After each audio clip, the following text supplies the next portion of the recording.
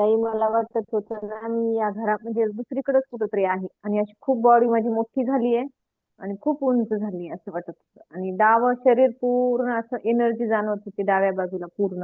हा इथून ते पायापर्यंत पूर्ण.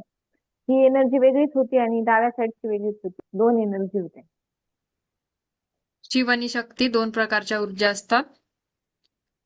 इडा पिंगला दोन प्रकारच्या नाडी आपल्या शरीरात असतात. त्याच प्रकारे ती ऊर्जा संचार आपल्या शरीरामध्ये होत असतो. आणि जेव्हा आपण डीपली मेडिटेशन करतो तेव्हा आपली कुंडलिनी पण ऍक्टिव्हेट होत असते. आणि त्याच्यामुळे अनुभव वेगवेगळे येतात.